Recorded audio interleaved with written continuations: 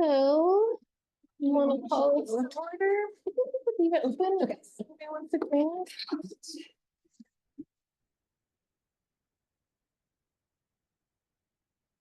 Oh, sorry. Okay, calling the meeting to order. It's the start of the year. I think it'd be nice to start with the land acknowledgement. I don't say this every meeting, but I'm just gonna read it. The land that Eureka rests on is known in the Wiyot language is as, and I cannot pronounce that, Charoji. Okay, thank you. Past actions by local, state, and federal governments remove the Wiyot and their indigenous peoples from the land and threaten to destroy their cultural practices. The city of Eureka acknowledged the Wiyot community, their elders, both past and present, as well as future generations. This acknowledgement demonstrates the city's commitment to dismantle the ongoing legacies of settler colonialism. Thanks again to the city for always keeping that. I think it's great to have that in there. So proceeding with roll call. Commissioner Ferguson. Here. Commissioner Hawk. Here. Commissioner Johnson. Here. Commissioner Rett. Here. And Commissioner Richland. Here. So we have 3 oaths of office tonight. Commissioner Ferguson and Commissioner Johnson will be renewing, and then we have a new one for Commissioner Hawk. So I think you could read this and then they could each say aye and then you could pass them out and they could sign them for them. There's one for each one. But also since we have a new commissioner, we could do some introductions when you feel like it. Yeah, that'd be great.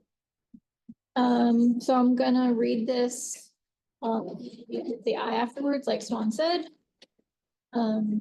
I do solemnly affirm that I will support and defend the Constitution of the United States and the Constitution of the State of California against all enemies, foreign and domestic.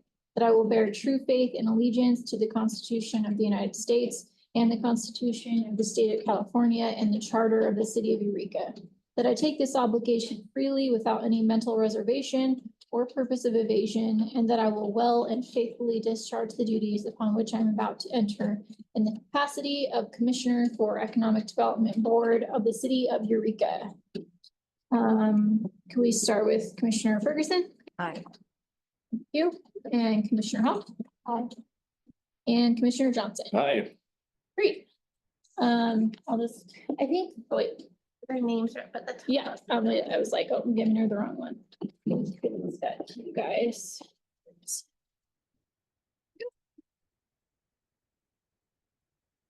I'm glad you guys are sticking with us for another year. You're not allowed to leave.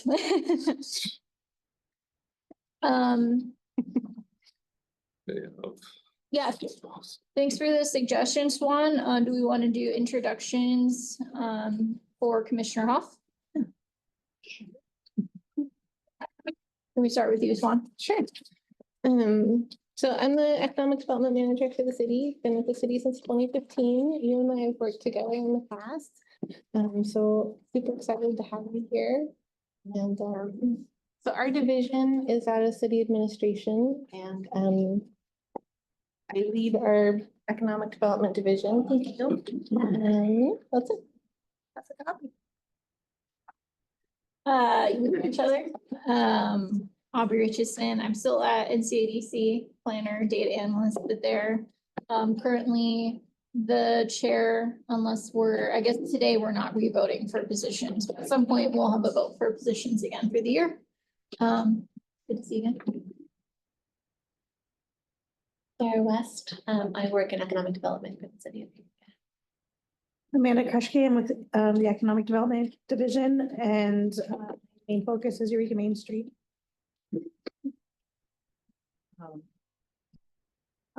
Lynn Ferguson, retired. I'm Rebecca Rex. I'm one of the owners of the Eagle House, Patsy Klein's. Yeah, about it. Calder Johnson, I'm transitioning in my last year at Northwest Repertory Theater as the managing artistic director down on Fifth Street. And currently my day job is as the sector investment coordinator for arts, culture, and tourism for Redwood Region Rise. Great. Jade wants to- Yeah. Oh, yeah. My name is Jade Hawk. I'm the Child Care Stabilization Fund Project Manager at North Edge, formerly EDC. I've been there for a couple of years. Prior to that, locally, I was with Humboldt Maid. I've worked with NorCal SBDC, so just kind of in the economic development world for a little while. I graduated from formerly Humboldt State in the economic department, and excited to be here. Welcome. Great. Let's keep going. Jumping into, we don't have any old business, so we'll jump right into the new business, the visioning workshop to set 2025 goals. Yeah, so some background context. Year before last, every year city council has the strategic visioning, and year before last, at the strategic visioning, our department was assigned a variety of projects, and it didn't align with all of the projects we had already committed to in our economic development strategic plan and all of our other plans. So we kind of came up with the strategy of meeting with the commission tonight. We're doing a special meeting tonight to kind of talk through who our staff is, what we're working on, what we think we should prioritize for this year.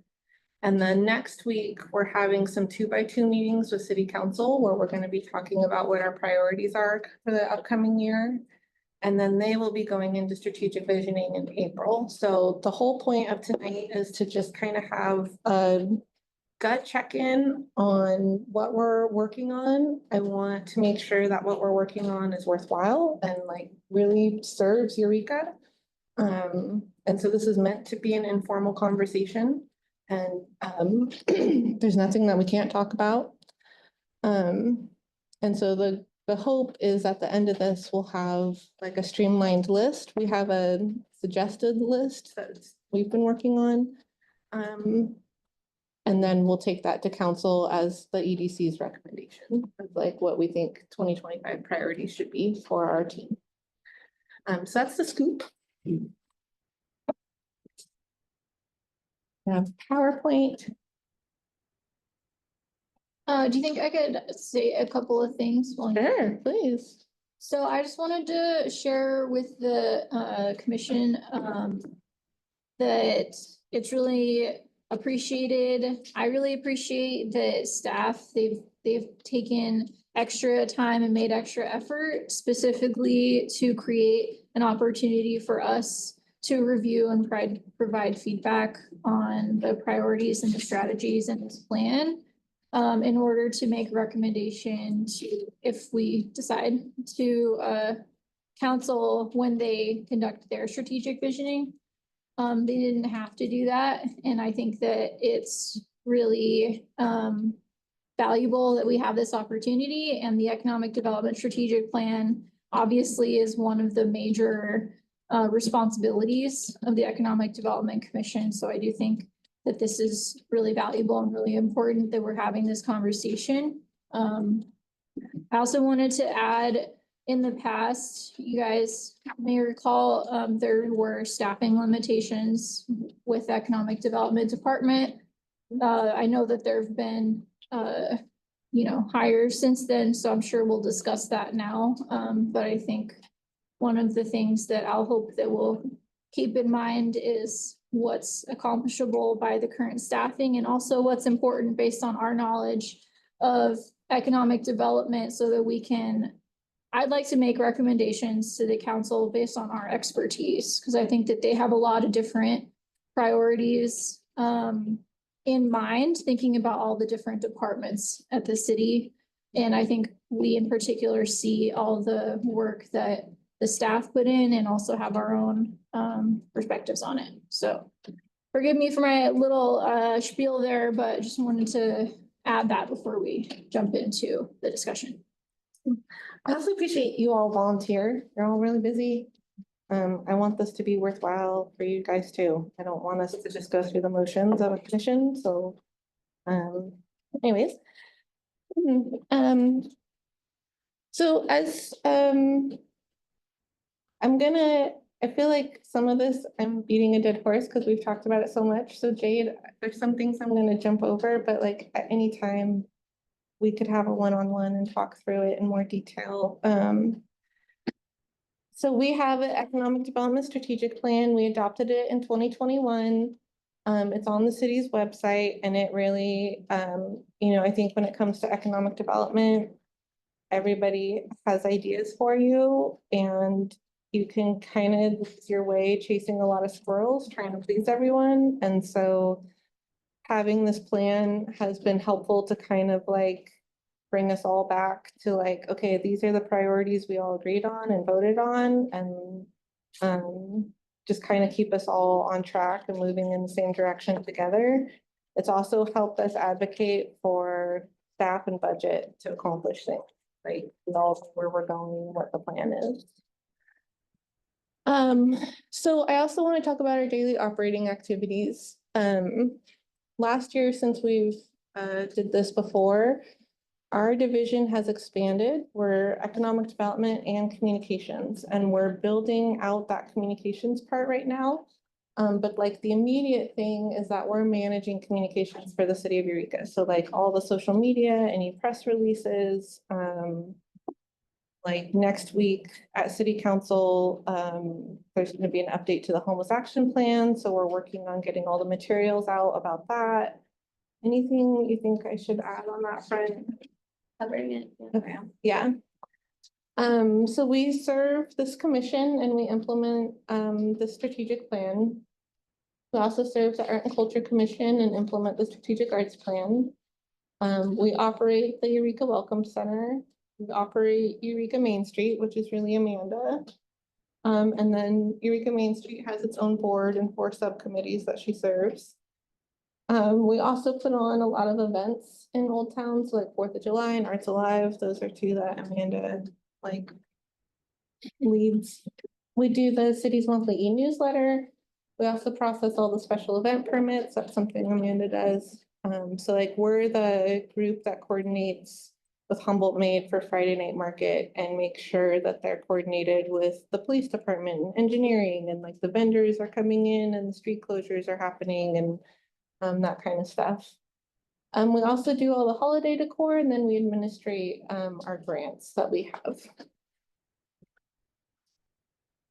So for our org chart, just so you kind of know who's doing what. So Sarah is working on economic development projects and communication. Amanda is working on economic development and Eureka Main Street. We have a new employee named Madison. She is running our welcome center, and then we have our concierge team. And then we have 2 communications positions that we're still filling. And so that is the team that is running everything and doing all the projects that we're talking about tonight. Is that guy that we met last time gonna be, or the? He's no longer with the city. That didn't quite work out, wasn't quite the right fit. So we'll be filling that position again. Got it. I also want to have like a gut check as far as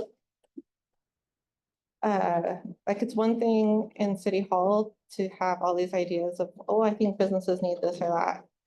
But like, I feel like we really have been hearing consistently from businesses what they really want. And so like what I hear from them is like, number one, don't make my life harder. Like I'm struggling as it is. I don't want the city to add things that impact how my daily operations happen. So like street closures, anytime that there's a street closure, communicating about it as early as possible so that they can plan ahead. I feel like we consistently hear that. Parking, like don't disrupt parking, or if you do disrupt parking for a special event, make sure there's signage directing people where to park. Cleanliness, having public spaces well maintained and cleaned, and feeling safe for customers coming in, employees, everyone wants to feel safe. Tourism, housing, healthcare, emergency assistance, if there's an earthquake or a PSPS outage, things like that. That's really when I feel like businesses look to the city for help. And then distribution cold storage is like an ongoing thing that keeps popping up. So I just want us to have these in mind as we're talking through everything. What am I missing? Is there anything up there that you guys hear from businesses that? Yeah, and like on the safety and cleanliness front, that's not something that we can tackle. That's like other departments, but we can advocate for those things.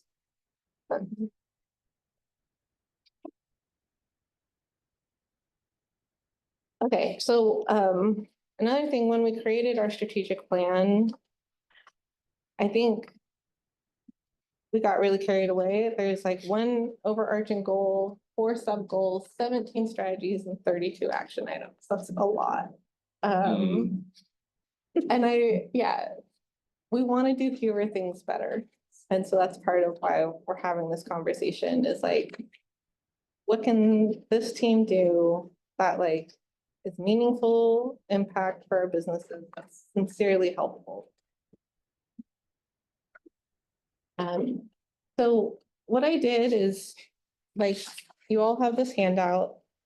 This first page is a list of all the projects, like all of the things that are included. It's a summary of everything. So what we did is I took all of those action items and then I broke them down into different sections. So I broke them down into like things we've already completed, projects that are in progress or ongoing. What are projects that other departments are leading? What are projects we haven't started? What are projects we should remove? And what are projects we should add or edit? And I feel like we've talked through a lot of these before and you guys are really familiar with them, but we can talk through them one by one if you want to.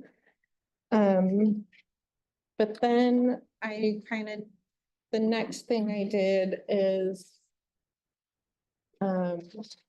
after I sorted them into those categories, is then I made another list of like, okay, these are the things to tackle. Like, these are the projects that are in progress or ongoing, we haven't started, or they're new or we want to change. And then after I had that list, I kind of cleaned it up a little bit more into the last page. So we went from a double-sided 2-page list of 40-something things to this. And I have it broken down into 2 sections here, and I can talk through these. But I feel like I just rushed through a lot of information, so I just wanted to check in.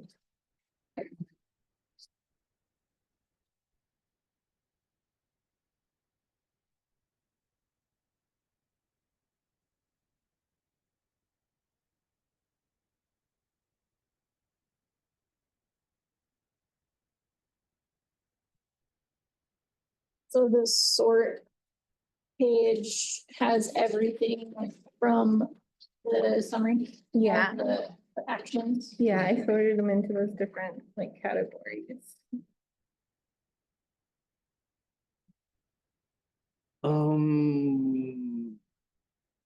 Did you want to sort of jump in here at any point here? Yeah, okay, like, yeah, it's like, yeah.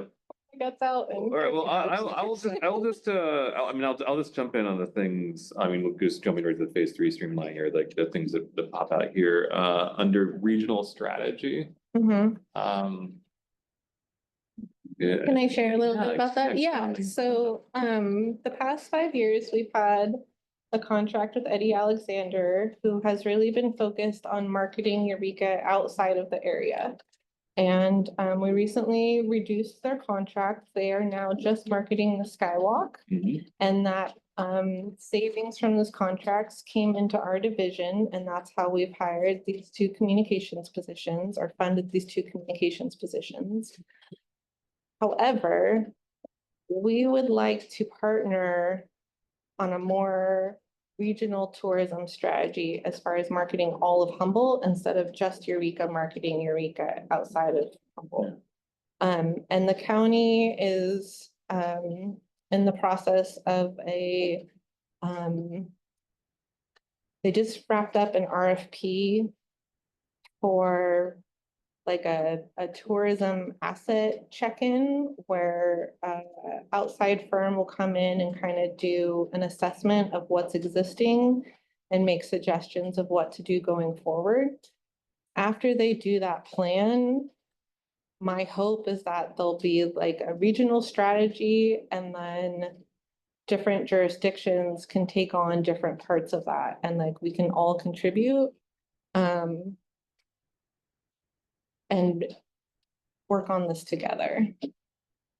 Right, so when you say like a regional strategy, you're talking specifically about marketing Eureka regionally. Yeah, okay, I think that's. Or Humboldt. Or marketing Humboldt. It's not very- It wasn't well, Humboldt before, and then they streamlined it to Eureka, so now we're going back to Humboldt. It was Humboldt before, and then there was some dissatisfaction with how that was being handled.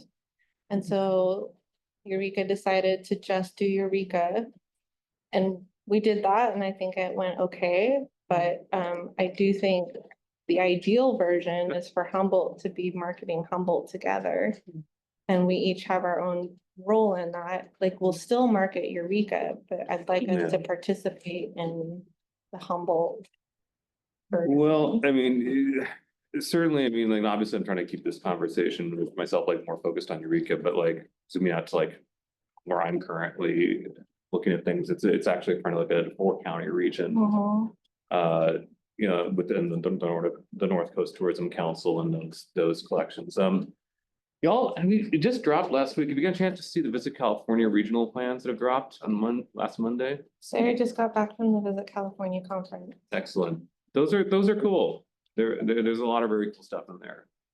I mean, there are suggestions because there's no funding for anything, but I mean, I think that's kind of been, I think that's getting to the point where you're also saying too, is like, I mean, I think a lot of agencies, DMOs, everyone is adjusting to the new reality that like, there's no cavalry coming, anytime soon, and if anything, we're going to be dealing with an increasingly hostile federal government, to California, and it just means that we're going to have to really think about what we're doing together, pooling resources and collaborating, exactly as you're saying. I mean, there's certainly, I think, I mean, obviously, like just speaking candidly, a lot of challenges that exist in Humboldt. I mean, traditionally making all the marketing organizations work together has not been a core strength of ours, but yeah. And where did you say this, you can find this? I'd have to send a link out. I'm not even sure if it's like, it's not even like up on their website yet. It's Visit California, which is the like statewide. Well, yeah, it's a statewide sort of nonprofit advocacy agency for tourism. But yeah, they recently, this was ARPA funded, and they released their big reports that were basically broken. California is broken down into 13 separate regions. And for us, that includes Del Norte, Mendocino, Humboldt County, and Lake County. And they're just, again, it's a regional report saying like, hey, we're going to see what your strengths are, what your weaknesses are, where you currently reside in sort of like your evolution as a tourism destination. Certainly a lot of interesting things to say. They're basic. I mean, I think actually one of the things that was very interesting to see them note, particularly in terms of Eureka, was they're noting like, hey, this area lacks a lot of luxury hotels, amenities that cater to businesses or business travelers. That's like currently one of like the core weaknesses in the region that they're identifying. And certainly I was like, well, okay, then I mean, like that's a lane that Eureka is uniquely situated to step into. But yeah, they're great people. I actually just had a conversation with one of them, Jonathan Changus this morning, and yeah, good folks. And just a lot of interesting stuff to chew on. Thanks, yeah, and thanks for, Do you have any thoughts on that or no, like about Visit California or the conference or? I mean, we could talk all night about tourism, but Yeah, no, I think Calder captured like what is most relevant to this mission. do you guys wanna like? I could talk us through this list, would that be helpful? We could go through one by one. Or do you wanna bounce around or how? I think starting at the top and going down would be nice. Okay, so, Before you start, I have a Yes. question. You said you were going to present something next week to someone that you would. And is that what this is? potentially, And so, who are you presenting? it yes, to? so we're gonna have meetings with our city council members, 2 of them at a time. We have 3 meetings scheduled, 2 council members at a time.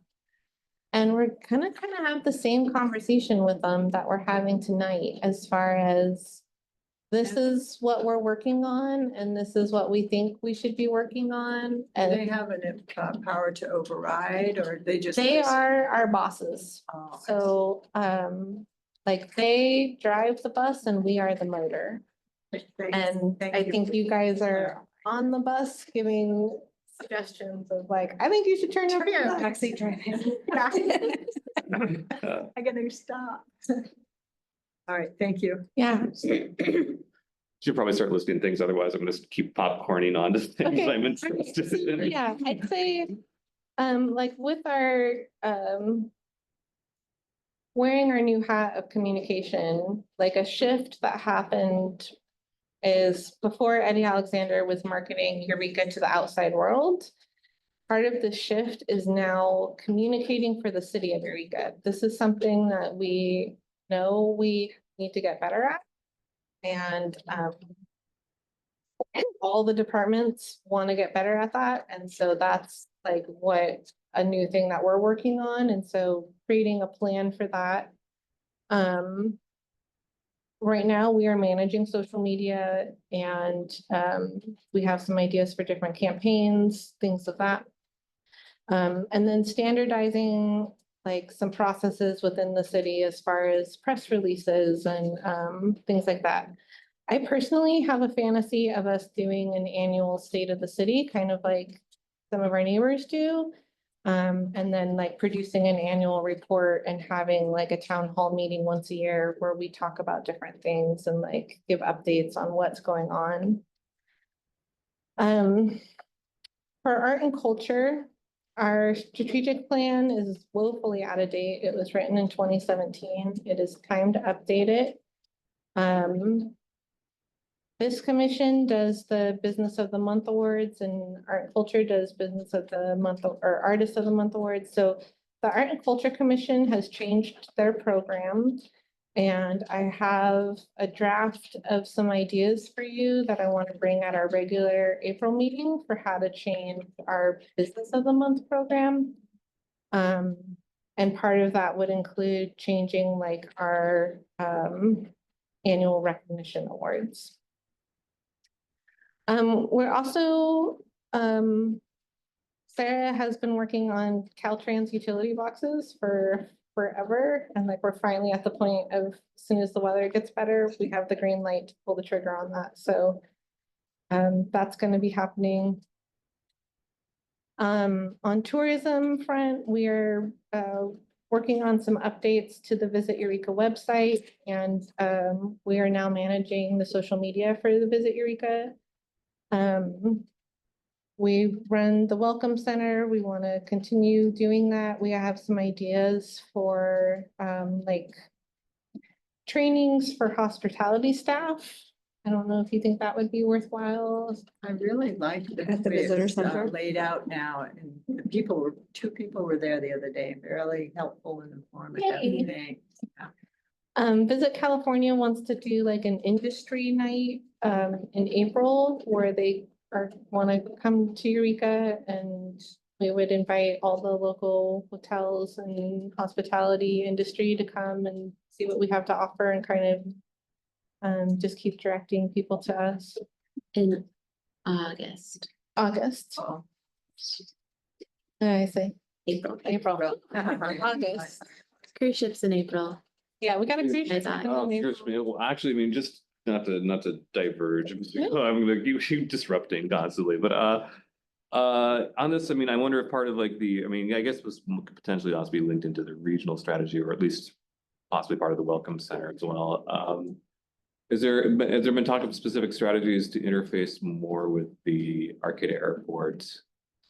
That is a huge asset that we would love to work on more, and we have some upcoming meetings with the county economic development team. And we're meeting with someone tomorrow about a Visit Eureka video to play there. Cool. I feel like there's just some like basic low hanging fruit to Yeah. like check off. Yeah, I agree. We'll also be looking at what brochures that we have available, both in the Welcome Center and then how we distribute them to our hotels and the airport, and having more like Eureka focused media materials available here. in addition to other places. I think one of the biggest hurdles or challenges I see is that the lack of public transportation to get people from the airport to Eureka. Because, you know, we've talked to flight crews and they're like, I'd love to come and stay at your place, but you know, we need to be 15 minutes or right there. So that's challenging when you have people coming into town for a short trip. They're Yeah. gonna stay more up that way. No, for sure. Unless there Yeah. was a very rapid, you know, some sort of transportation that was right there to pick people up and bring them back and forth, and we just don't have that. Yeah. I would just landed there, like a few days ago, and a lady. There was a guy picking her up, some people, and he's like, would you like a ride? And he told her how much. She's like, no, I'll just try to figure out something else. And I wanted to say to her, you're not gonna find There anything is else. something You better else, take, right? you know, and that's sad. Yeah. Yeah. So it's that, I think like when I'm looking through this list, a lot of the root of everything is transportation. You know, just, that's a huge thing to Yeah. get people around so that they can see more of Humboldt. Yeah, I mean, you're absolutely right. I mean, that was another thing that Visit California identified for us regionally, was like transportation, huge problem. Like, you know, roads are the only way you can get around. There's only a few of them, very vulnerable. You have to drive everywhere. If you don't have a car, you're really out of luck. And I mean, you're absolutely right. I mean, I think in that instance, I mean, I would love to see exactly the same, like an actual shuttle service an actual dedicated shuttle service between the airport and The visitor Eureka. center. Right, yeah, but yeah. You know, bring them in and then. And I mean, people are like, I don't know. I mean, I just say like, I mean, in terms of like growth in the tourism market, I mean, like, you and I talked about the data that you were getting out of Placer, right? We're looking at a lot of long haulers currently. People are like, you know, the Germans who like love driving up and they're like, you know, we're going to drive through here.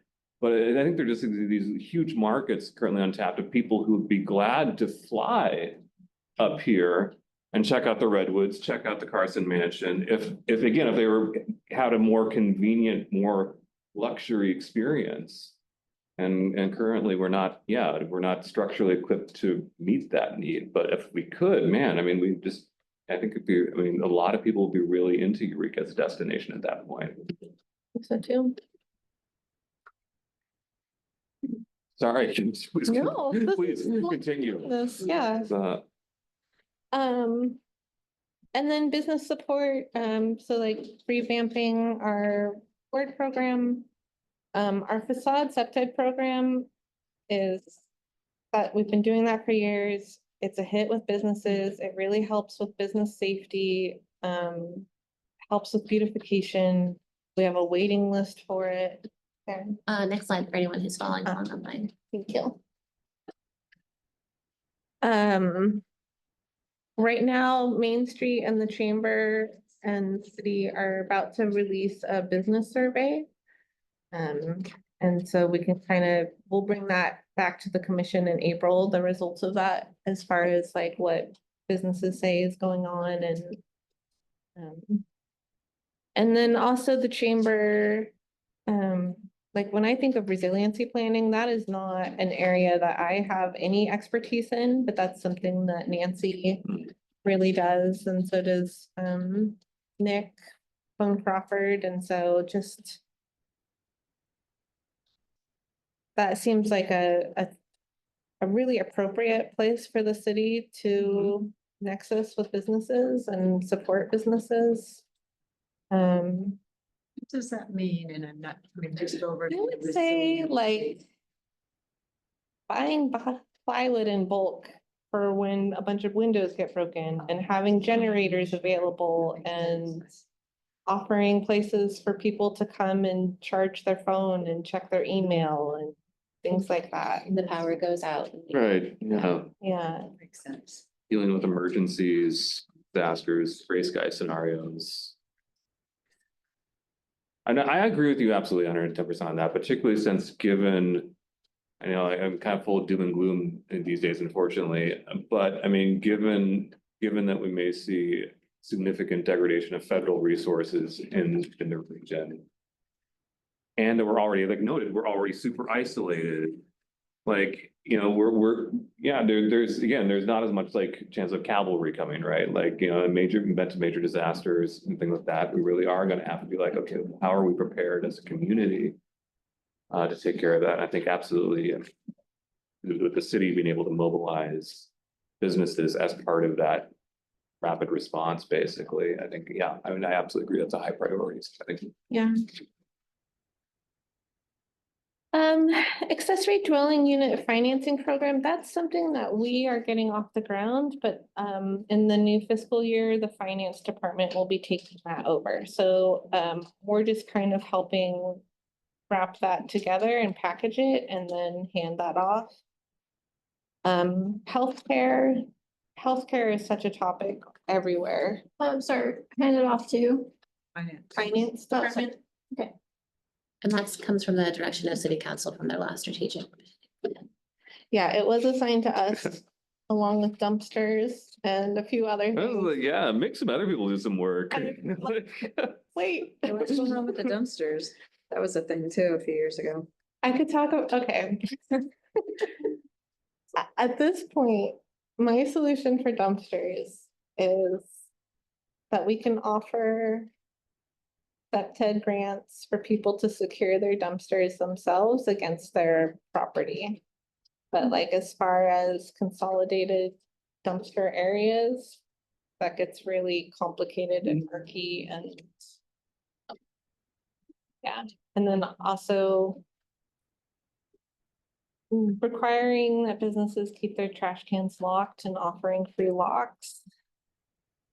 It seems like it's consistently like some reoccurring dumpsters that aren't well maintained that then that lure people to them and then it affects everything around it. And Well, I think a lot of that is waste management though. yeah, Like our dumpsters are in terrible shape. And it's like, when you tell them, hey, we can't even pull the bar down. Like, oh, we'll come fix it. And they try to bend it back, but it doesn't really do anything. And they're like prone to be like I know. broken into constantly and And- gone through. And it's like, they're disgusting. It's like, can't you send us a couple new ones? And they just laugh at you. So. And you it's have like- to request having locking hardware installed. Yeah. It's yeah. It's a complex problem. What about like, wasn't there a thing though about like painting the dumpsters or something, working? There with is, yeah, waste the ink management? people is Yeah. still doing that. Are they? Yeah. 'Cause I love seeing when I'm in Eureka, I just love seeing all the utility boxes painted. I just think it's like the street art festival. I mean, the more we can do that to try to take things that are kind of ugly and make them more like, Mm. I mean, everything's in the eye of the beholder, but like just something different than grime and dirt on these Yeah. dumpsters. So I was just curious about that. So is Yes. public works or waste management Community responsible? services, Community yeah, services? yeah, we've traded some projects, they now have the dumpster project. I will say, like, as somebody who has spent a lot of time in alleys beautifying them, I'm now at a point where I'm like, you know what, the reason why they have alleys is to have like To the hide things. dirty stuff there, and like we want, like, I don't. to keep pulling people into our pothole-filled alleys that are stinky, like I'd rather they stay on the Right. street and like the dirty business stays in the alley.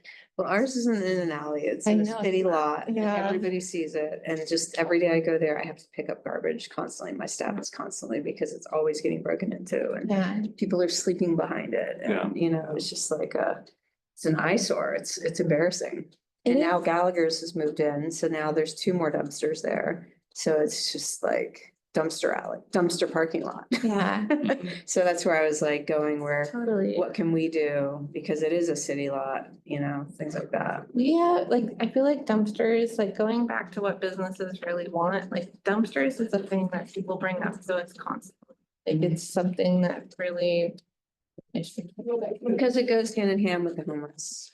That's Yeah. speaking a lot of times the mess. Yeah. is they're digging through, so. And I think it's to what you were saying with your staff too. I mean, I feel like this is you're recurring at the theater where it gets to be demoralizing Mhm. after a while. We're just like, oh, okay. They're enough- hired to enough, be right. this presentation, welcome people who are coming from out of town and smell nice, look Yeah. nice, and you're telling them to go out and pick up trash. every Right, day. yeah, it's like that's It's part kind of- of the yeah. morning, right? Like go pick out the trash, Or like, night, oh, yeah, daytime. exactly. And then you're like, oh, all the trash I put in the Yeah. dumpster the night So- before, it's back out in the street. Yeah.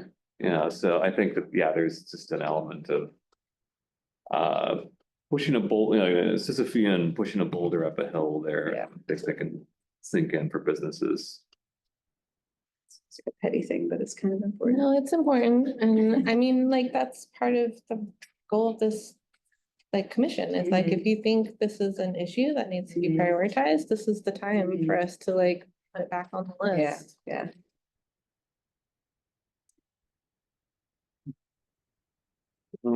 I would say just another quick, definitely plus on healthcare. I would double click on healthcare. And that's what I found out. Apparently that's what the kids are saying these days now. Double click on healthcare.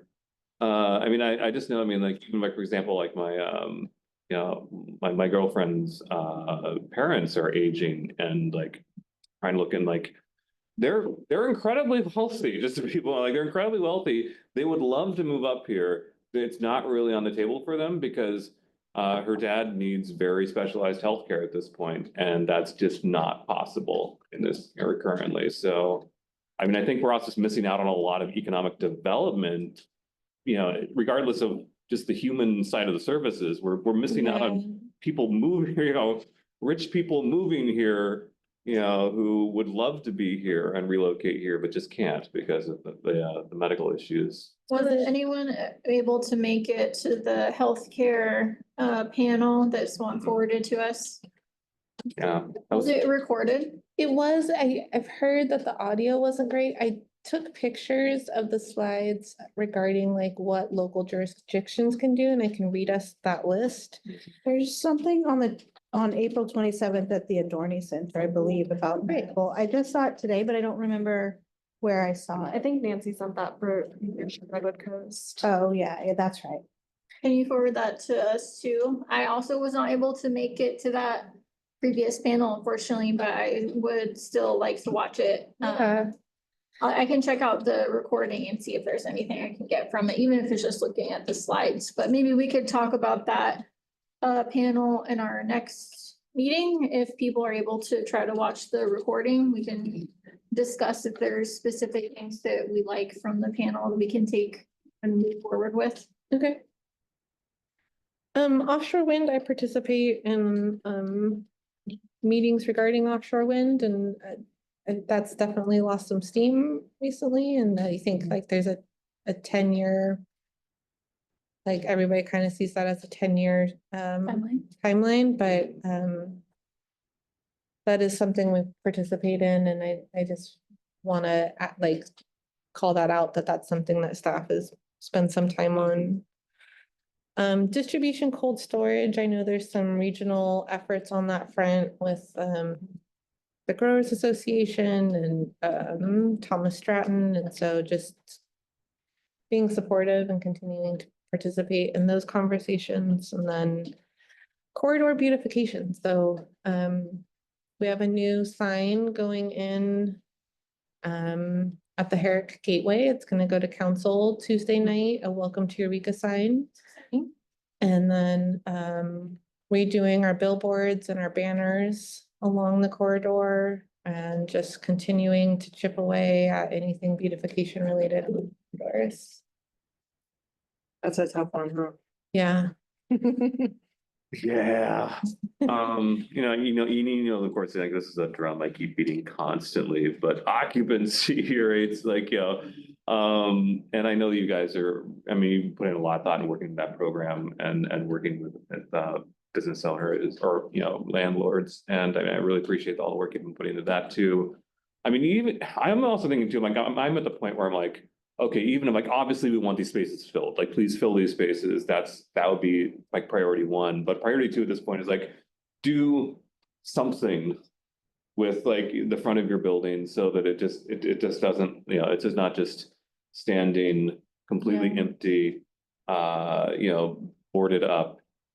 Because I mean, like when you're driving, through town and like a lot of these properties are on the main drag and At stoplights. at stoplights and someone driving through it is like, okay, I wonder how Eureka's doing, right? Yeah. Like, it's not, Yeah. I think Caltrans told us recently their numbers, it's 40,000 people a day drive through from north, from south to north.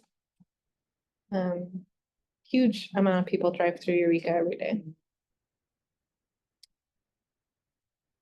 So, do you have anything to add to that? Because I have a separate question. Does this final list on the suggested list on the back cover all of the economic development department's primary activities, or will it going forward? I think so. I feel like this really, like, if you add in our daily operations, like this really covers what we have going on. Yeah, I think if you married the daily operations slide that Swan showed you earlier with this adjusted topic list, that pictures. What is the daily operation? Oh, gotcha, okay. That's right, first. Just add a little list of stuff, just whatever. I'm I mean, this is sure you can like get that done before 10 in the right. stuff that's like we love and I think is really worthwhile and like this is, yeah, we're into Can I it. ask about for under the tourism, because that's Yeah. where as far as the welcome center and are you finding, or do you do a lot of data on like the number of the foot traffic this year versus last year versus, Yeah. what are you seeing? We haven't pulled the numbers like specific, we have a data program that helps us understand how people are moving through the city. Yeah. And so citywide, we haven't pulled the numbers for this last year yet. Right. To compare, but if that's Okay. something you're interested in, we can. Yeah, I'm just curious. For the welcome center specifically. Yeah, well, I mean, I think the welcome center is kind of a good, I mean, it's not like everybody that comes into the city or the town is gonna go to the welcome center, but I mean, how do we really, like you said, 40,000 people at Caltrans says drive through, but are they stopping? Like, are we seeing, foot traffic lessen in Old Town or in the city? Maybe that's a question for the Skywalk and the zoo and that sort of stuff. I don't know. I had Renee, who owns Hydrangea Inn, do you know her? She emailed me like a week ago and she's just like, I've never seen it this bad. I've had it for this business for however long, many years. And she's like, business is just dropping tremendously. And how are you guys feeling? And we're definitely down about 15% from last year. And then, traveling overseas, a lot of people and I just got back from England and all the news over there is don't visit the United States, stop touring, go somewhere else. Don't come to the US right now to show what's going on. And it's like really scary for tourism.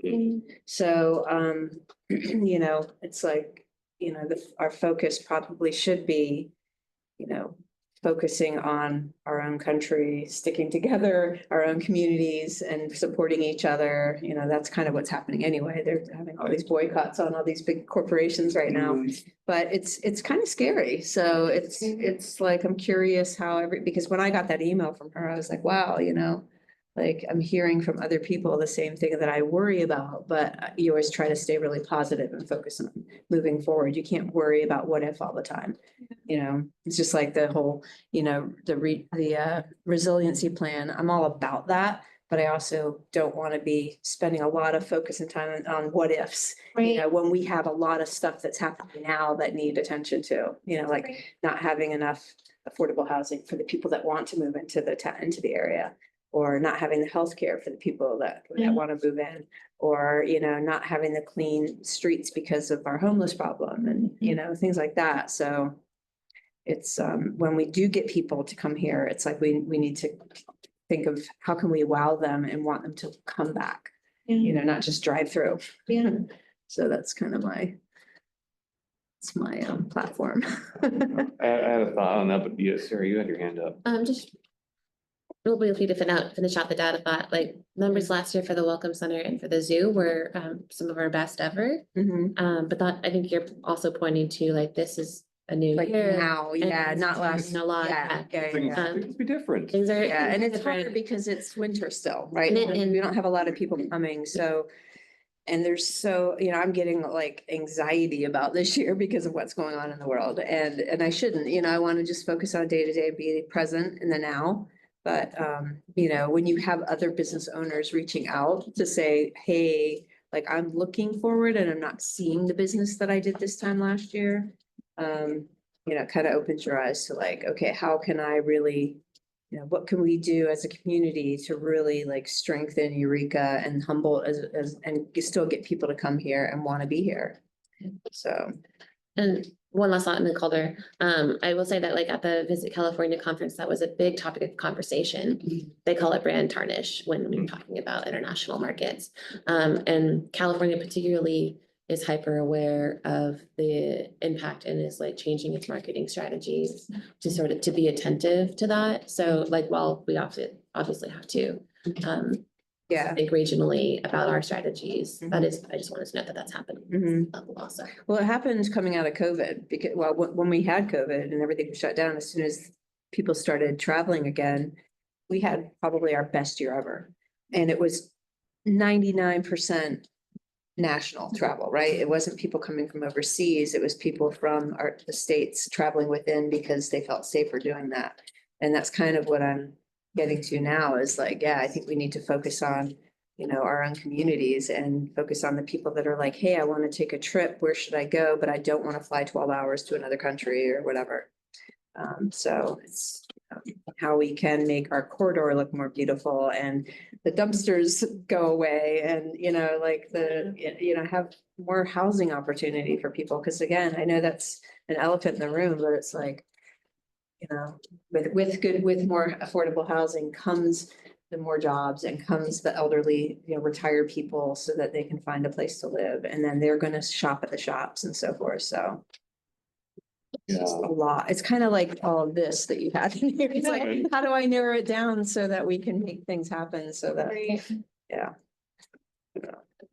Well, I mean, yeah, just to respond, I mean, gosh, there's a lot of thoughts. I mean, like, well, first off, just on the data question, I do think that, I mean, just speaking to even just some folks like regionally, like data access is a major issue. Like, and I mean, now we're really lucky that you all have like gotten Placer.ai in here and like doing that. And I do think that this is an idea that I'm presenting like to me regionally, but I think it would make great sense for the city of Eureka talking about like the state of the city annual report and meeting. I mean, I would almost suggest or recommend like if the city could perhaps through the visitor center would be a great, I think, a venue for that. Offer essentially sort of like a workshop with local businesses saying, hey, we've pulled the data for this year. And if you want to show up here, we'll have like a day workshop. We'll walk you through the data. We'll explain the data. We'll tell you what we think this means. We'll get your input on, like, and feedback on this and engage with it that way. Because I think there are a lot of people that, yeah, end up flying blind because there's not regular access to knowing what is, yeah. To make sure everybody knows what Calder's talking about. So the city has a subscription recently to a program called Placer AI. And it provides data based off cell phone, but it's not like individual. It's not like I'm gonna know what so-and-so's doing, it's aggregate. And so it's been really interesting information that we're still getting the hang of pulling, but I mean, how many people did you have come to the 4th of July festival? I think it was 12,000 or something like that. Yeah, like we're able to like pull like specific events and Hmm, And geofence areas and Yeah. like get specific data, which is new, exciting. Is it tracking like how long they're in the area? It tracks how long, like where they came from. Yeah, it shows where they were right before they were at the location that you're surveying and where they went directly after. So you can, a lot of people go to the gas station before they come down to Old Town. A lot of people go to Target and Costco somewhere on On the way home. on their, before, or after they travel here to go to the zoo. Yeah. yeah, but I mean, I think that this, I mean, Yeah. it's incredible because I mean, like, it's a capacity to actually make data-driven decisions right now rather than Right. having to go with our guts, right? And I'm always like, our guts, sometimes they're right? Yeah, but like, data is so great. And I think like, yeah, being able to distill that and present that to businesses in the city, I think would be a tremendous service, particularly if it was in a workshop format that allowed them to really understand, like, here's the data, here's what it's saying. If you have questions, we're here to answer them. Yeah, Maybe that could be a part of the regional strategy Yeah, in general. it could also be like a dashboard that we put in the monthly e-newsletter, Mhm. so like That would people be can just kind of like Yeah. see it, Yeah. yeah. Yeah, and more than just where people are going, you can understand demographics of people who are coming, and you can also look at retail leakage and opportunities for new business. It's just an incredible amount of information that could be helpful to support businesses, I think. Yeah. Right. So, to your point, Commissioner Rex, housing is not on here. Is there a different department that's focusing on that? I would say the planning department and then the finance department are both really, like, that is their focus, affordable housing. And like we were participating with the accessory dwelling unit financing program. And like our finance director and I are meeting with lenders and North Edge will be like pre-qualifying people for us. So like that's slowly moving along, but it just doesn't, it needs somebody to shepherd it and like, we don't have the capacity Yeah. to do that. It just feels like it's been limping along. Where are we at with like Airbnb in the city? Is that, because I know Arcata put a halt, right, on Yeah. Airbnbs, because definitely feel like even if I wasn't in hospitality, I think that's a huge, like, if you look back 20 years ago or 30, before the Airbnb boom, it's like there was plenty of spaces for people to rent and live in. And now all of those are, not all, but Yeah, a vast majority of them are turned into Airbnb. And, we have a separate unit in our house that we just built.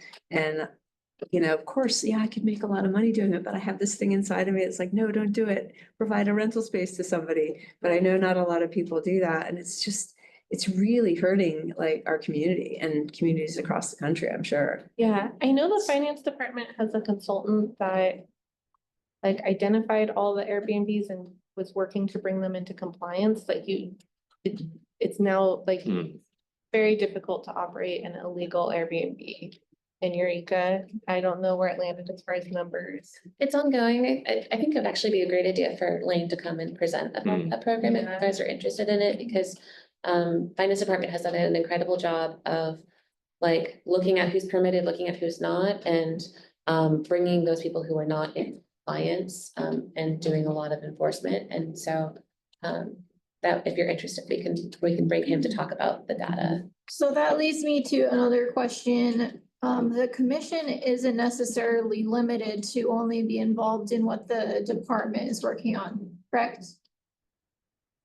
I would say like we are your primary staff. I'd say like development services has like 6 commissions of their own. Engineering has its own commission.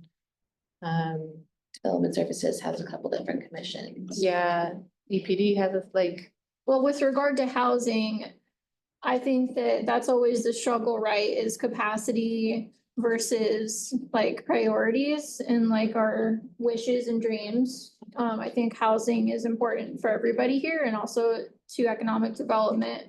But I want to respect that there's limited staff capacity. So is there a way for the commission to still be involved with the housing conversation at the city with other departments? Yeah, I'd say like on the housing element and like different housing policies.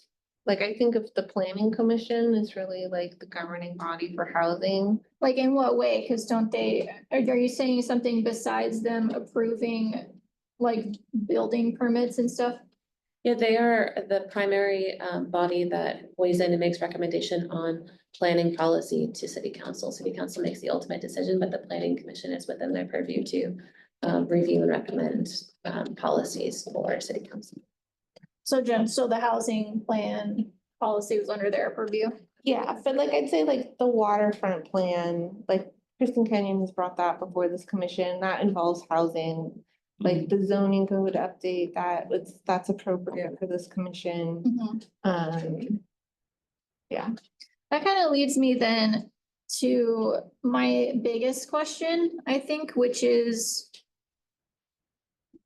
I understand economic development touching on everything, Yeah. almost everything, which is the struggle, right? Is figuring out, okay, well, then what does that mean that you actually do? And it makes it very, I think has made it very easy to assign you guys whatever comes up from different departments. But I'm wondering if part of the answer to that is that the economic development department or you or the commission or some other combination of people look at the work of all the departments or all the city as a whole and consider the projects and the issues from an economic development perspective and make sure that that's incorporated in the conversations that are happening in these different departments or commissions. Because at this point, like, I'm wondering if it isn't gonna happen where Parks and Rec are for whatever, I don't remember all the names of the department, excuse me, but Parks and Rec are focusing on maybe like beautification of, you know, or the grants that they just got and making sure like these few parks are great, but maybe they're not thinking about like connecting the trails through the city so that people are able to get easily from one place down to the shops and like how that impacts economic development or like planning, and maybe they're focusing on the overall aesthetics of housing and like the historical preservation and maybe like focusing on the actual like following the land use ordinances, but less so they're thinking, maybe they're not thinking about like equity and whether there might be certain areas in the city that are not being developed equally to other areas and thus they're falling into disrepair. Like, I'm just wondering if there's this element of economic development is being missed and there's and silos are happening and there's economic development like over here that could connect them all. And I'm wondering if there's a way that we can incorporate that into the plan or into the strategy of the department. I'd say it's the way that's being handled right now is having economic development be in the city administration office. Because that's like the umbrella department for everything and like everybody's under that. So like in department head meetings, like Miles and Pam, that's really their role is to like have that economic development hat on and like keep pushing that. And I feel like they do that and that is a priority for them and it's also a priority for our council and city council like brings that up to them repeatedly. So I feel like that's happening. It's just not maybe visible to this commission. So how are you and your department supporting them in doing that? So I work directly for Pam and Miles. It's like we meet with Pam and Miles daily. And partially oversee everything that we In addition to like, they are essentially the leads on economic development, so we work for them. We also work closely with other departments when like planning is considering an update to the waterfront strategic plan, like we sit down and we talk through like the economic development. Like projects that are related in it and give feedback and like participate with our different departments when things come forward, we work as a team. I'd say like one of our strengths, because we're small, we are really dependent on other departments to help us get things done. And so like we nurture relationships with all the other departments. We really go out of our way to like build those relationships with the staff. And I think that's why we were chosen for communication, is because we were already that glue anyways. So it was just like an extension of that. Well, I mean, yeah, I think, you guys are really good at it, and I think that's important to recognize, because the networking is the work too, right? I think Yeah. particularly in terms of economic development, we talk about things like, well, you're right, I mean, like economic development, you start to look at it, and you're like, economic development is everything the sun touches, right? Like, yeah, so, Quality of life. right, yeah, so at some point, you do have to like recognize a part of the work, particularly in a smaller department, is like, we're just the glue that's trying to be like, oh, hey, like, if you talk to so-and-so in this department, like, oh, maybe we should consider the economic impact of this project. Exactly, I mean, and I think that's, but I think we also need to recognize that like, if that is within the scope of your work, that's a huge amount of your time right there in a department of 3 people. Yeah, and I think you're advocating for us right now, and I appreciate it. So like, I see, yes. I'm wondering if we could formalize what you're already doing by saying that somewhere. Under, I don't know if you want to put under communication or just like keep it in the broad strategy. I don't know. I mean, it touches on it by saying quality of life, but I feel like saying it in this list makes it clear that that's a big part of your work. Priority, yeah, I think we could, like economic development advocacy in the different departments. We could come up with some language around that. Thanks. What department besides economic development, with the project corridor beautification, what department are you mainly working with on this? So that's a combination. I'd say like community services really oversees like tree maintenance and like beautification of like maintaining landscaping. Our city attorney came before the commission a few months ago with the vacancy ordinance, and that's really something that code enforcement is working on. I'd say the building department and like handling building code issues or like ADA compliance issues. Engineering and public works when it comes to working with Caltrans on the right of way and Yeah. utility boxes and and Herrick, they really support us on that side. So it's like Kind of every department. So what is your vision for the beautification of the corridor? Great question.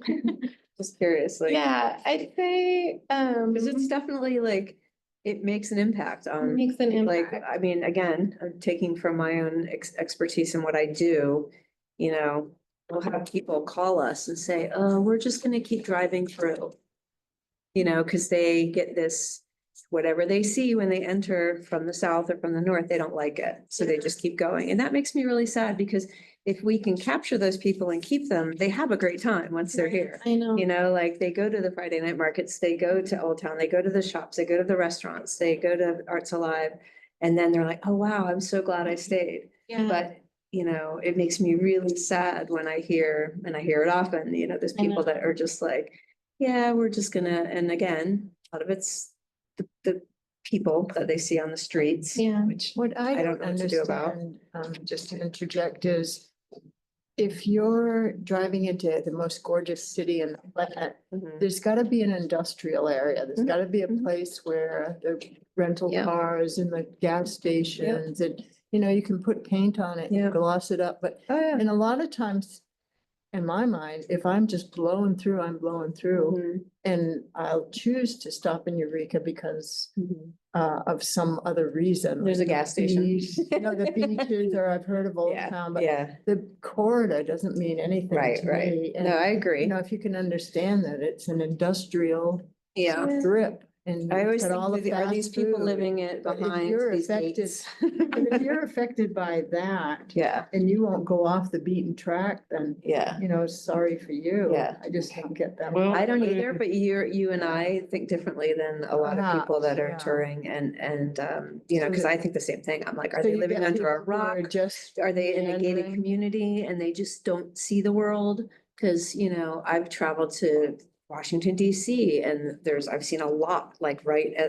at Central Station down there. It's crazy. And Burlington, Vermont, where my son used to go to college, and it's incredible what you see there now. It's terrible. And it's such a beautiful state and so it's not just us, but and I know we can't fix it for everybody, Yeah. but it definitely happens a lot. And so I Oh, think that's like, too you know, bad. when, Sorry to hear what that. can we do to like really make it? I So think that to it's be really enticing. fair to these folks, because I mean, I don't want to like be too hard, is that we are, I mean, positioned with so many essentially drive-through communities in this region, and that's because the largest, one of the single largest driving factors for tourism is outdoor recreation, the redwoods and whatnot. So people are people are already typically not motivated to stop in Eureka or stop in Oric, which is another kind of like, you know, tragedy in terms of like how close they are to Prairie Creek, and yet they're still struggling to capture people there. So like, yeah, I mean, it is. And we just don't want to an- bypass it- because that would yeah, affect all. of Right, but it is to them, it is just another script. They're like, this is the strip I'm going through to get to the redwoods. Oh. And it's like, and so we need to be giving them a reason to stay. You know, like, because I mean, yeah, because I think it's entirely a completely logical decision if I'm like a tourist, particularly a tourist who's oriented towards nature-based experiences, to be like, I'd like to be in a lovely, you know, a secluded lodge, you know, in the middle of nowhere. I mean, I think like Mendocino's been doing very successfully based off of like their just like nature escapism tourism, right? I mean, their TOT taxes are insanely higher than Humboldt's per capita.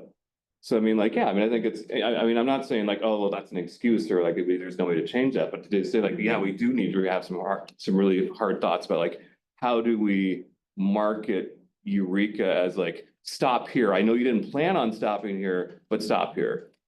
So some things that we're already doing and are in the works. So number one, we have an arrangement with the Eureka Lodging Alliance where they're giving us $50,000 a year for graffiti abatement on the corridor. So we have Ben Goulard and his contractor who every day patrol the corridor and paint over graffiti within 24 hours. I think that's been helpful. We've been having a really great like streak with Caltrans as far as funding projects. So like the Herrick Gateway sign, that's 280,000. They Oh, just for the sign? just for the Are sign. you kidding? Was it gold? Stuff's expensive these days, man. And everything that. comes- I mean, I love the bridge. I think I was waiting for that sign years ago because I I drive know. under it every day. And then like they are getting a quote for a mural on the wall, like under the cemetery, and they have applications in for some pedestrian scale solar lighting from the mall down to Wabash. Also some banners. We're working with the cultural district to update the banners on 4th and 5th, so those are updated. There's also a new maintenance agreement as far as street trees with Caltrans for who's responsible for maintaining the trees. And then we have the new vacancy ordinance, which I think Is that working? I think it's gonna take meeting with property owners one-on-one and finding out what their issue is and. So Leslie Put a said lot the vacancy ordinance right now isn't being implemented because they're watching some litigation that's going on in other cities. So kind of holding off Attorneys. to see how that's going first before it's really being put to work, but that there are conversations going on through code enforcement about The good news is code enforcement just moved back into City Hall, and so we're able to like have those conversations regularly. Like, I feel like especially on Fifth between F and G, there's like some really chronic vacancies that we've been able to like be like, hey. Wasn't there something years ago about like doing some, not decorating, but something with the empty windows so We did that some if it's window gonna be poetry. empty, at least it looks somewhat nice? Yeah, we did window poetry during COVID. Yeah. We could bring that back. I mean, you know, if you're gonna sit there and stare at a Yeah. board, it'd be neat to, read a poem or Yeah. see a redwood tree painted on it or The something. Cultural Arts District is also going to be doing grants for broken windows, Mhm. for like murals over broken windows as a short-term beautification. And do they have to get like permission from these property owners that are vacant, that aren't around? Yeah. Oh, yeah. Yeah. Yeah. Otherwise, it's probably just graffiti at that point, like Yeah. city funded graffiti, which I know it's a real, like, I'm sure that'd be a great headline, yeah. There was great graffiti art Funded stuff. graffiti, the Oh, yes, district is yes, saving good money. point, yeah, the golf, yes. Commissioner Hoff Some, said much, I know this is a lot for a new person Yeah. to jump into. Do you have any questions or thoughts you wanted to share? No. It's a lot to take in. I'm interested in the vacancy ordinance. And yeah, just taking it all in. Yeah, I guess thinking about like the corridor and beautification, I think for me, the priorities would be Fourth and Fifth Street as they're adjacent to Old Town. That's the area where like you have to like catch people's attention and get them to stop. And even as a longtime resident, I hate going to businesses on Fourth and Fifth Street, like parking. And I feel like I hate hearing people complain about parking because I always am able to park right where I need to go. Like I never have to. I like, don't have a problem. I never have any problems. I'm out and about all the time, going all sorts of different places, but Fourth and Fifth Street, it is scary to park on those streets. And so it just is so hard to think of like what businesses would even be yeah, successful there. And yeah, like I know some of the businesses, like some of the buildings are for sale and I know that there's interest in them, but it's like interested, like putting a restaurant and it's like that requires a certain amount of foot traffic and like being a pedestrian on Fourth and Fifth is really awful too. Like it's just. yeah. I mean, a lot of those buildings that are up for sale, like I've looked at them and like, there's a lot of abatement issues with a lot of these buildings first off, like that's why some of them have been sitting in the markets for decades at this point, because like someone's like, well, it's gonna be like $3 million before this building's even usable, right? Oh, yeah, Yeah. Actually about abatement. I have a house fire I'm dealing with. But yeah, it is really challenging, Mhm. and also, yeah, old housing stock. And, people, you want to move, you want to buy a house here, but it's really challenging to find a house that's worth what that people are charging for them. Because you do have so much, just like backlogs of maintenance and, basic things that haven't been done. And so we just have, a lot of deteriorating infrastructure on a lot of levels that make it really challenging for people to stay here, whether they're individuals or businesses.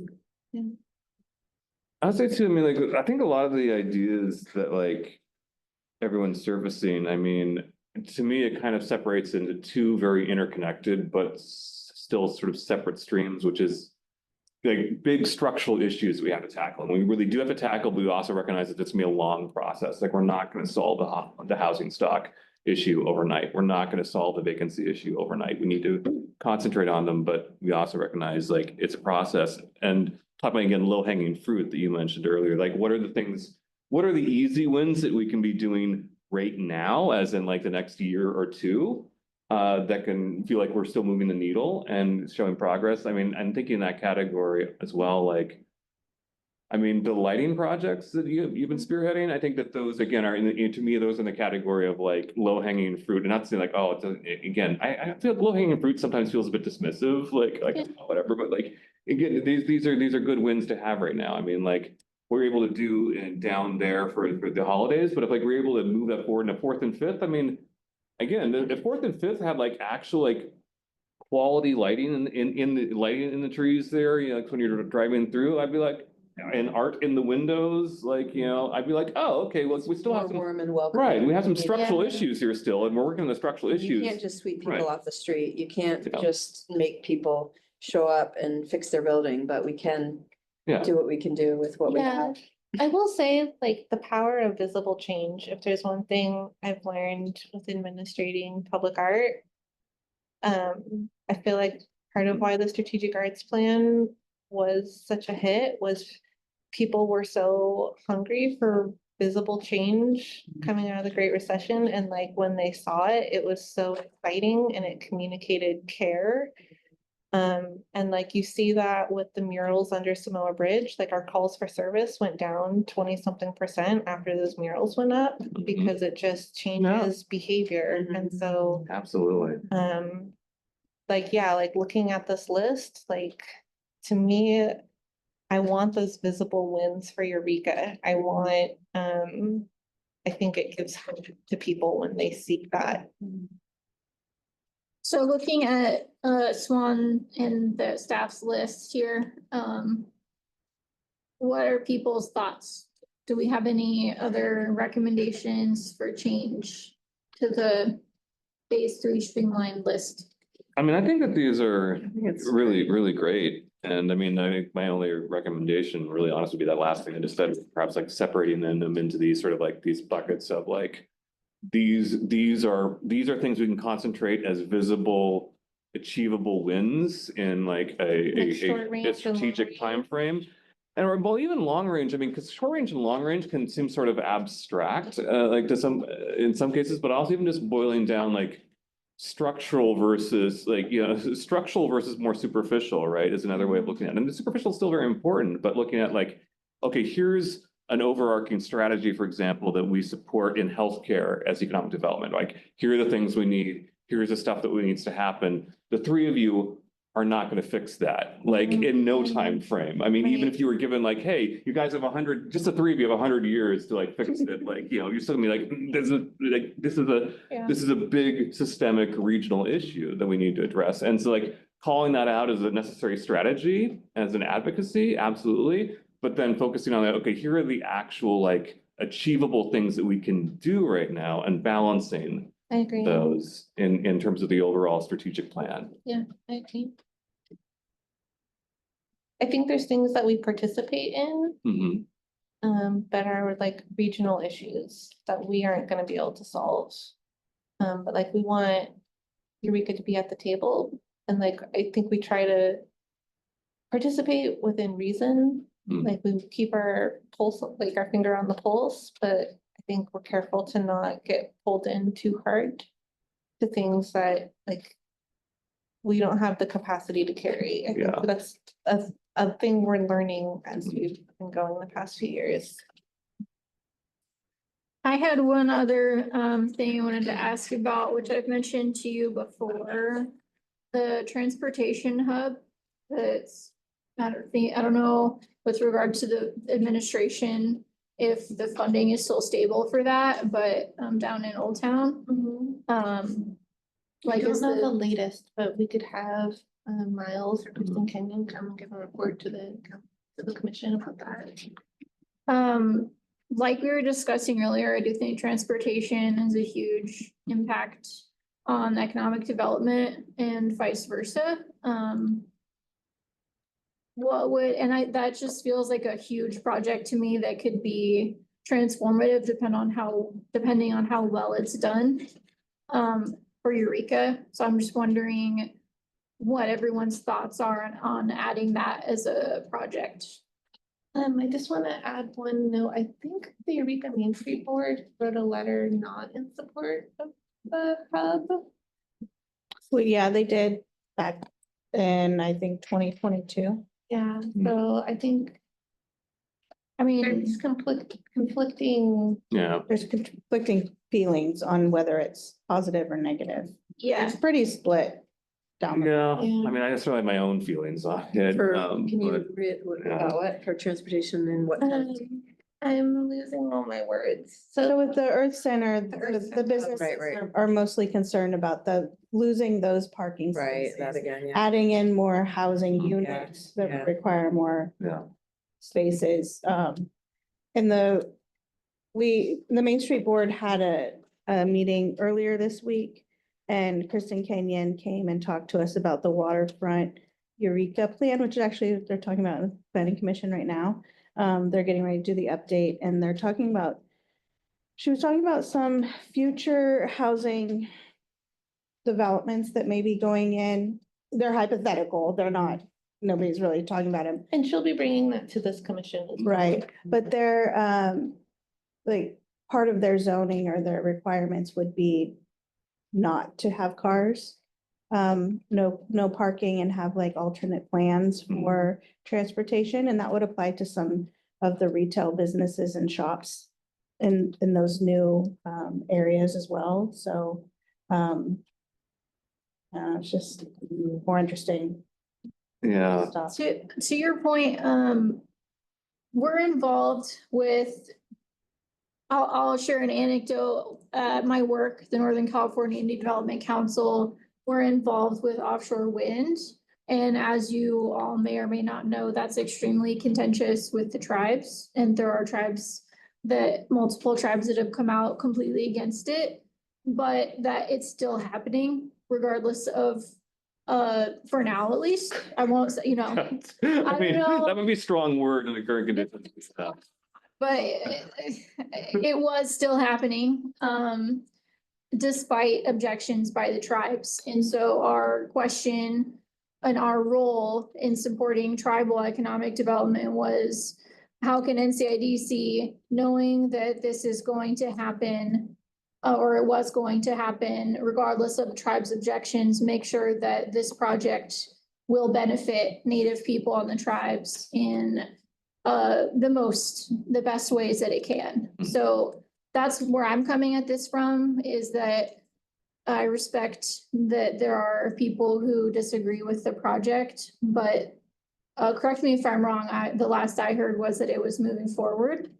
That's the last, I mean, it And it sounded had like that funding. yesterday, yeah. So if it is still moving forward and if it does have funding, then it's a matter of, is the city gonna, or is the Economic Development Department and Commission gonna step back and let that happen however it's gonna happen? Or are we gonna become involved and try to make the best of something that's already happening, whether we want it to or not? Is my thought process there. I understand that maybe since it's transportation, it may not be the most appropriate for your work. But like I said, I think that it's a huge project and could have really big impacts. So I guess I'm here advocating that we consider at least being somewhat involved in the conversations about it, like also maybe sharing the Main Street's concerns and seeing if there's stuff we can advocate for to mitigate those concerns.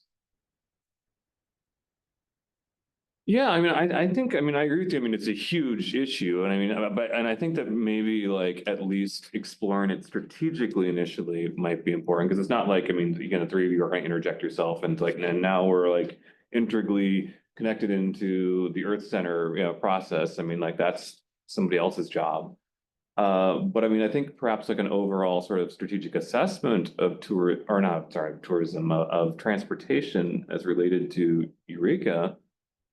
I mean, yeah, I don't know. I mean, because I mean, I'm kind of in a mindset now thinking about like, okay, but what are the big strategic things versus also like the low hanging fruit? Like, I mean, the Earth Center, if it is going forwards, I mean, still that's going to be like, let's just be realistic. That's probably going to be like 2-3 years out before like it actually gets up and running at best.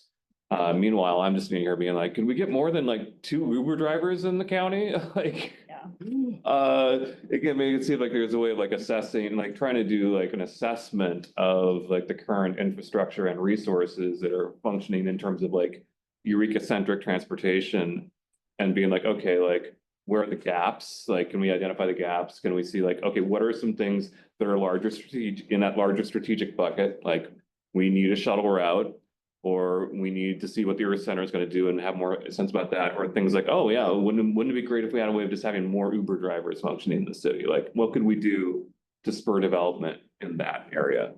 So I mean, I think a transportation strategic, like, if it just, yeah, add that on the list, you know. The Transportation Yeah. Committee, Yeah. Commission, I do think we could have staff from that department come and talk to this commission about Yeah. stuff that's in the works and ways that this commission could like participate and I feel like that's not something I have a strong sense of what's already going on. So maybe that could be where we could start, is Yeah. finding out what they're already doing and then how we can plug in. Sounds like a good plan. Yeah, okay. And I do want to say that the board wrote the letter in opposition back in, I think it was twenty Yeah. 22. And the board has changed and we have a better understanding of like how split it really is. So we don't necessarily have that same standpoint now as we did then. I mean, Like look it's at our country. It's already been, Everything. it's already been said that it's happening, so like we have to kind of accept Yeah. that it's happening and work with what we have, but at this point, the board is not taking any hard stance on it either way because Yeah, there's very strong feelings in both directions and pretty split. Yeah, and I know like with the waterfront plan, like some of the background was like parking studies and then traffic studies. And how that kind of impacts like how the waterfront is being used now versus like how it could be used and like the future of transportation and kind of planning for that. yeah, although, I mean, how to say it, I mean, like, and this is, again, me speaking totally personally, not like speaking for anyone else, but I mean, like. Talking earlier, I mean, like, data-driven versus gut-driven decisions, I mean, I feel like a lot of the narrative or the feelings around parking are very. Very feelings driven, like it's like, I can see, like, I mean, I've been seeing though, that the city presenting these reams of data, I mean, like, oh, here's the actual, like. Here's the actual use rates and all this and whatnot, and someone will be like, nope. I had to park 2 blocks away from where I wanted to go shopping once, and that destroyed my entire day. So, Very like polarized here. yeah, Yeah. The yeah, whole world. So Yeah. that's just here. yeah, so, Parking in particular, it seems to be a, It's like, just walk. It's okay to walk. yeah. I Yeah. definitely need like a bike sharing program. I know they had that scooter thing for a while, Yeah. but like, and so yeah, great. and I guess where I go with that too, aside from just like grumbling about it, is that, I mean, I feel like it's very. Perhaps such a kind and understanding of you to offer reams of data that explain the decision making, and at the same time, just sort of have to acknowledge that, like, for certain folks in, making their decisions, like, there is no amount of data that is going to alter necessarily their, like, The their perception. gut perception of what is happening with parking in Old Town. And it's just, it is what it is, Tired of talking about parking. Not from you, just like the whole, Yeah. from years and years. Yeah, I It's like, know. oh my Not gosh. here, like, oh yeah, this is There's so many again, more important things we can cool. focus on Brad. in our community. So I just Our want car. to like make sure that I am like, the feedback I'm hearing is in general, we're on the right track with this. You're interested in participating more when it comes to transportation and how that affects businesses. Would like to have the waterfront plan presentation come to the commission and would like Airbnb data to come to this commission. Is there anything else? Or any changes you want or directions, Sarah? I heard a lot of strong support for somehow bringing the data access that we have to businesses to help them. Yes. And prioritizing, like, yes, participate in these things, but Mhm. like prioritize the visible Yeah. change things. The visible wins, I like what you said there, I like that terminology. Prioritize those because you're absolutely right, I mean, they have an effect. Not even just the immediate physical effect, but psychological effect of like, oh, Yeah, totally. Yeah. So, I would like for the city council to be more aware of our commission and have us develop more of a relationship with the council, because I think that economic development, I have a bias, but I think economic development is very important to the city, and I think that we could provide value to the council if we share some of our perspectives more actively. So with that, I'd like to ask how the commission would feel and if this would be possible to make a recommendation to the city council members to move forward with the list that Swan and staff have put together for the phase 3 streamline. Another idea is you could write a letter that we could share with the council on Monday, Tuesday, Wednesday. I think that, how is that? You wanted to? I think they would be really open to it and. Thoughts and feelings? Yes? I think we just don't have an action scheduled for this agenda. That the commission cannot take a formal action. But individual commissioners write letters. Yeah. To council if they wanted to. But I thought this is on the agenda as new business to set the goals. Would that not mean we could make a decision on the goals? Am I misunderstanding? I think it just says discussion, doesn't it? You have the. It just says visioning workshop to set 2025 goals. There wasn't a staff report with an action included. Yeah, I think we'd need to agendize it differently for them to have a formal recommendation. Okay, Sorry. no, is there anyone? Could we, I mean, do we need to write, could we write one letter and have it represent the rest of us? Would that be an issue? Yes, it would be an issue. Yeah. Is that a public? Yeah. Yeah. This is why I need Sarah. Out of trouble. Or in the, back in the brown. I think like, if you wanted to email me and then I could forward that to council, or if you wanted to write a letter as the chair of the commission, or. Okay. I'm happy to write a letter as the chair, expressing, I can talk to you about the language. Okay. I could draft specifically. it too if you wanted, or send you some like, I don't know, we could work on. Yeah, it that'd be together. good. Okay. Does the commission okay with that? And you would let us know what the letter said? Do you or forward that? I could send it out to Mhm. you guys. Yeah. For forward? Yeah. Will you, yeah, if you guys could, respond with an okay, pretty quickly, that'd be helpful, because when are they meeting? Monday, Tuesday, Wednesday. Yeah, So you're just so. giving me the look like, stop it. You guys just can't communicate together and email outside of a public meeting. Yeah, I just mean respond to Oh, Swan. yeah, you. Yeah, I go to, yeah. So what's the rule? The way that we have a lot of like public information laws that govern us. And so in order to ensure that the public has the opportunity to participate in decisions, Right. all discussion about items have to be done in a public meeting where the public has a chance to weigh in. And so you email us. No, but Swan No, can, you can email me. Yeah. That's why I always BCC you guys Oh, when I email, is to try to keep Yeah. you from chatting. on accident. Oh, I see.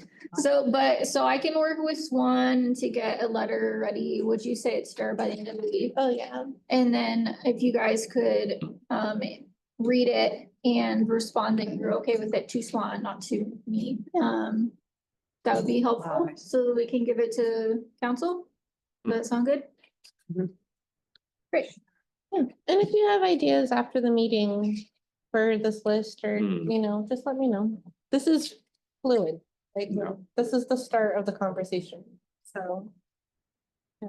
Okay. Right, Oh, sorry. Okay, so where was it? And only all sat in silence. I need to open it to the floor. Yeah, I'd say, the for public? oral communication. No, I mean the new business. Do I need to open that to, I know there's We no one here, can, but nobody, yeah. Go for it.